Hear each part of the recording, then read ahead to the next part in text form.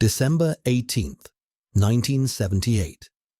Around 6:17 a.m., in a small one-bedroom apartment in Ozone Park, Queens, Parnell Stax Edwards was sitting at his kitchen table with his girlfriend, playing cards.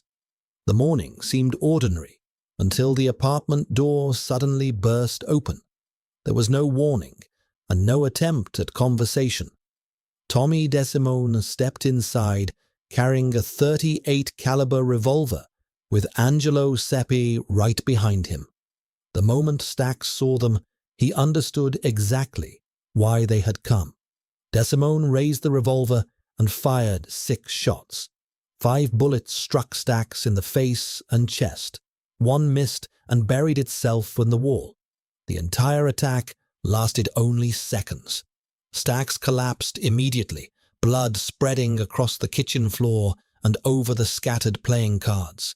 At just 28 years old, his life was over. The hit took less than a dozen seconds, but the path that led to that kitchen had taken years. Most people remember Stax Edwards only because of the Lufthansa Heist or because of his portrayal in the film Goodfellas. In popular culture, he is often reduced to the guy who forgot to get rid of a getaway van. But that version leaves out most of the story.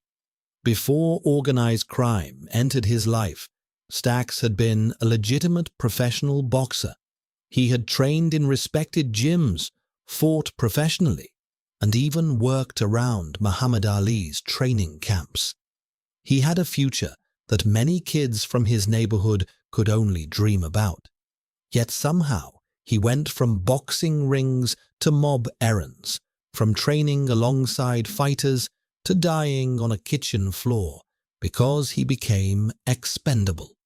Parnell Stephen Edwards was born on July 19, 1950, in Brooklyn, New York. His parents came from a working-class background.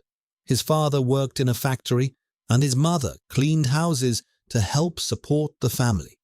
Stax grew up in Brownsville, one of Brooklyn's toughest neighborhoods. Violence, poverty, and crime were common realities. For many young men growing up there, opportunities were limited. What separated Stax from many of his peers was his natural athletic ability. By the time he was 14 years old, Stax was already over 6 feet tall. He was lean, quick, and naturally coordinated. His speed and reflexes stood out. After watching him fight on the streets, a local trainer encouraged him to visit a boxing gym. That invitation changed the direction of his life. At 15, Stax began training seriously at Gleason's gym in Brooklyn. Gleason's was one of the most respected boxing gyms in America. Champions trained there. Future contenders sharpened their skills there. Fighters who survived the competition inside Gleason's earned respect throughout the boxing world. Stax was never considered a future superstar, but he was talented enough to hold his own. He trained relentlessly. By 17, he was already sparring with professional fighters. By 19, he had turned professional himself. Fighting as a lightweight at approximately 135 pounds, Stax built a respectable career between 1969 and 1974. His professional record eventually stood at 7 wins, 5 losses, and 2 draws. Those numbers did not make him a championship contender, but they did make him a legitimate fighter. Promoters appreciated him because he showed up prepared, fought hard, and rarely complained. Trainers respected his discipline. He avoided many of the habits that damaged other fighters. He trained consistently, maintained his conditioning, and treated boxing like a profession. More importantly, boxing gave him structure. Every day had purpose. Every workout had meaning. Every fight offered another opportunity to improve. For a young man from Brownsville, that structure was priceless. During the early 1970s, Stax found himself working around one of the greatest athletes in history. Muhammad Ali was preparing for several major fights, and his training camps attracted enormous attention. Reporters, fans, sparring partners, trainers, and curious spectators constantly surrounded the camps. Managing the crowds required extra security and manpower. Stax occasionally worked around these camps, helping maintain order and keeping unauthorized people away from training areas. Over time, stories about his role became exaggerated. Some later accounts described him as Muhammad Ali's bodyguard, or suggested he belonged to Ali's inner circle. The reality was much simpler.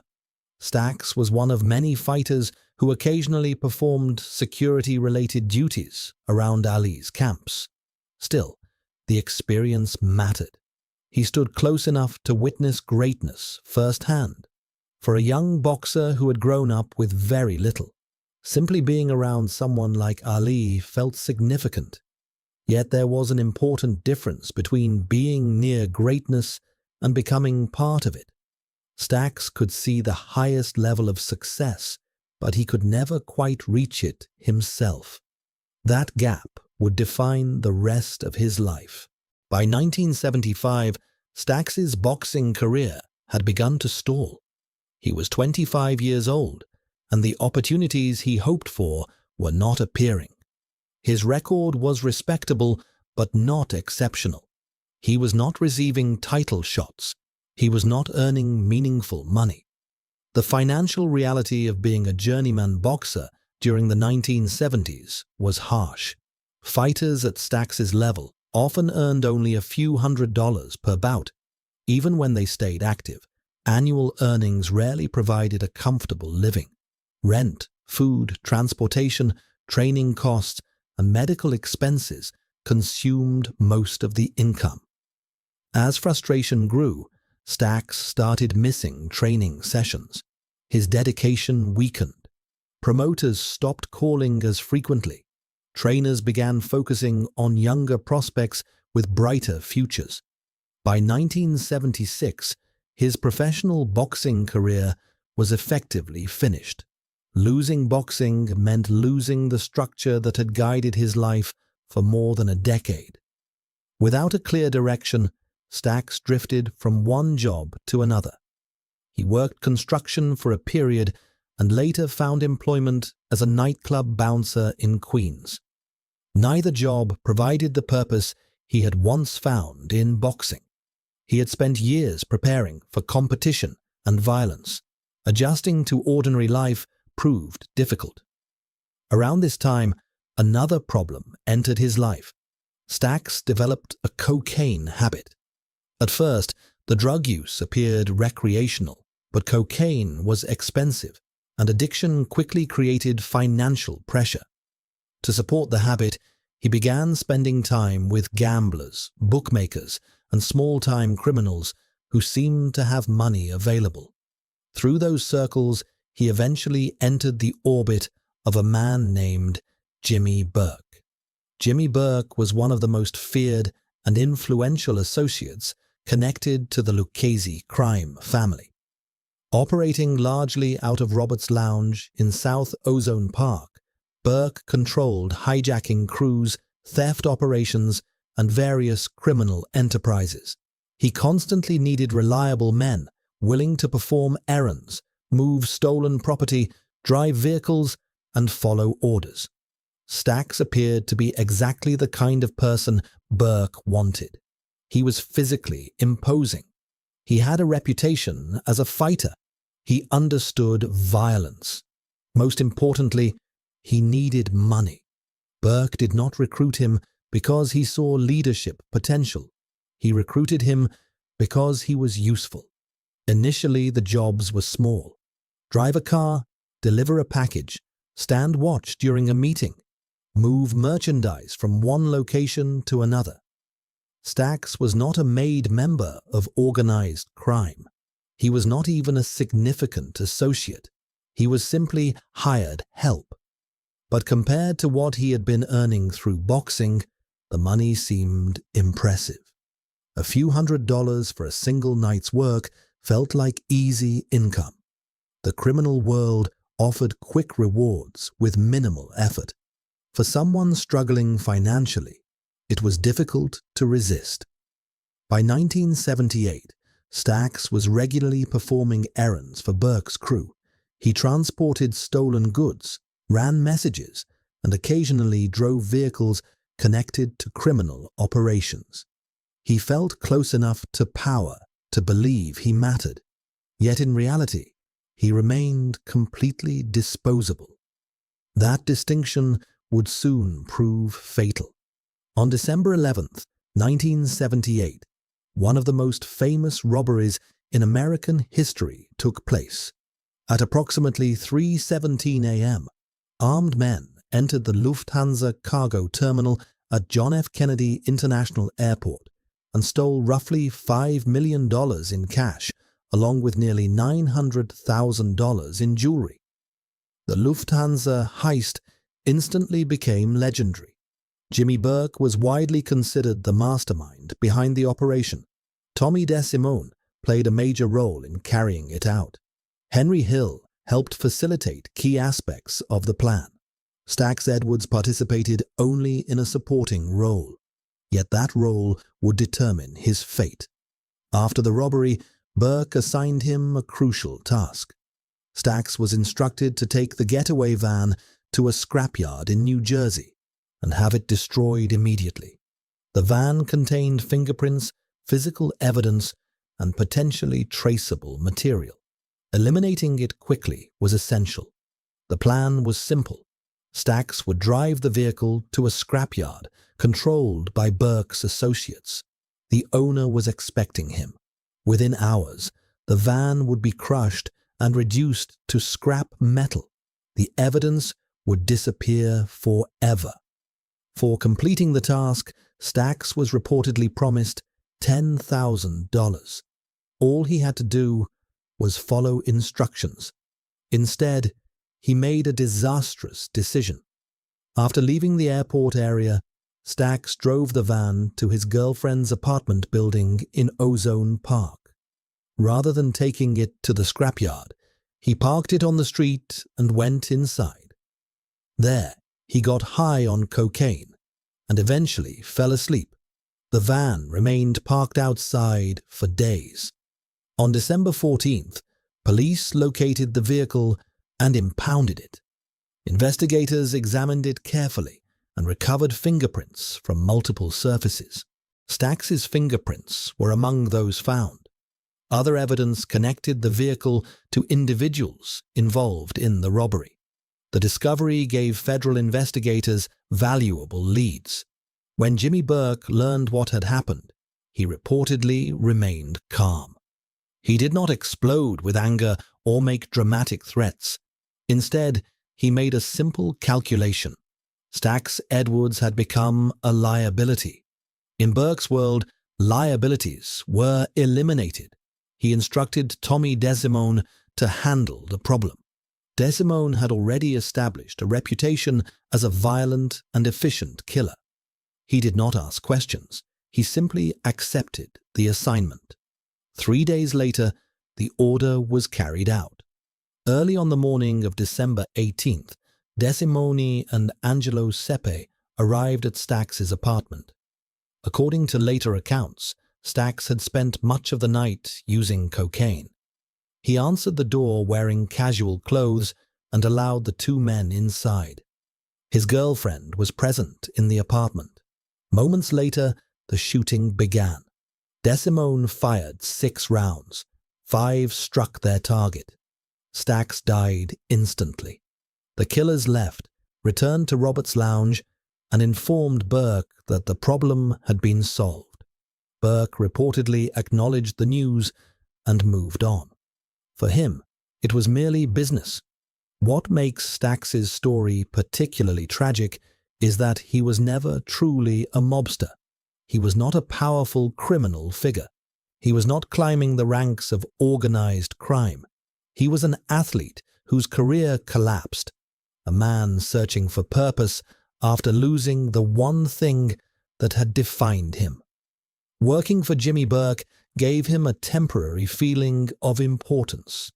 It allowed him to feel connected to power in the same way boxing once connected him to greatness. But proximity is not the same as belonging. Stax never understood how little he mattered to the people around him. Within the hierarchy of organized crime, he occupied the lowest possible position. He had no family connections, no protection, and no influence. If he disappeared, nobody would seek revenge. Nobody would start a war over his death. He was useful only as long as he remained useful.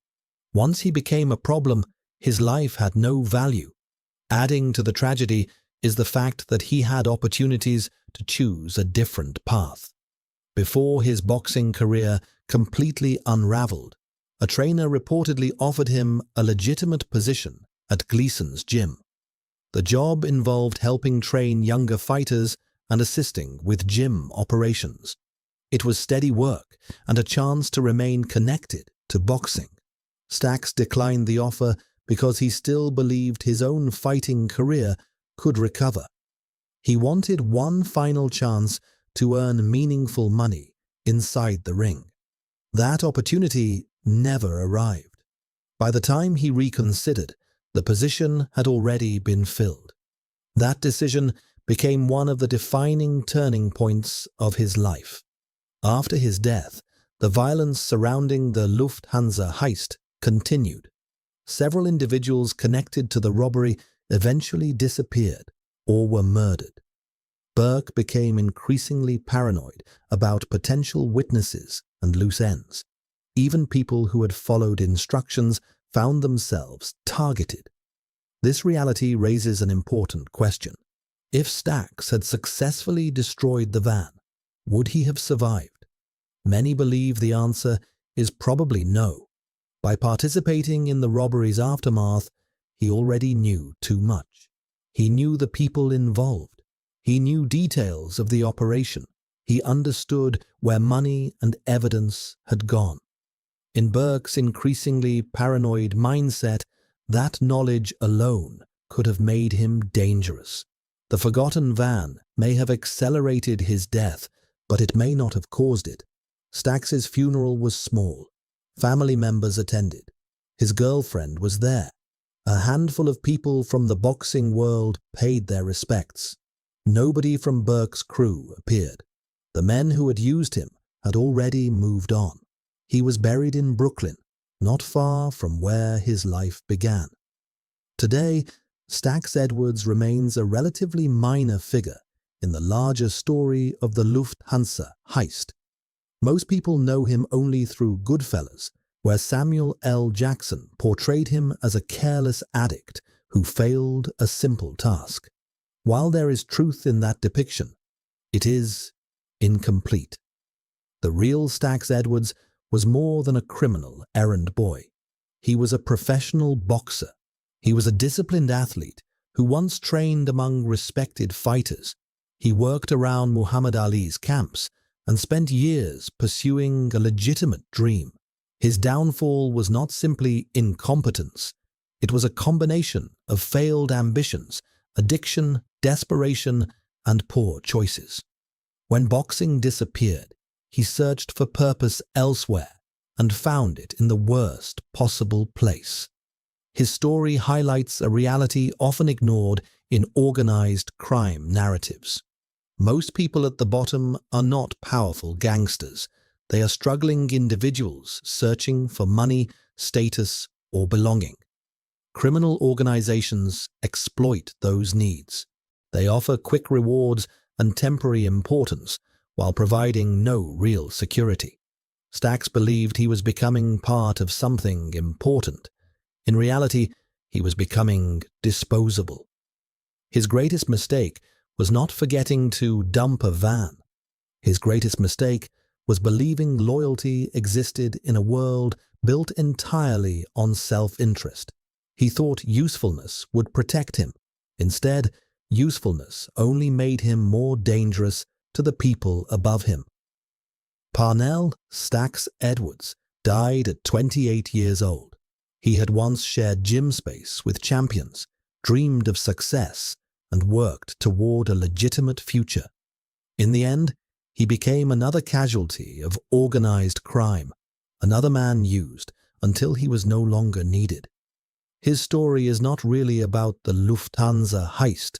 It is about potential wasted, opportunities missed, and the dangerous illusion that being close to power is the same thing as possessing it.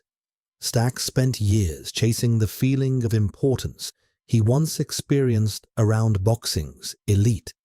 He found a substitute in Jimmy Burke's crew, but that substitute came with a price. And when the bill finally arrived, it was paid in bullets. If you want more deep dives into hidden worlds like this, subscribe now and don't miss the next story.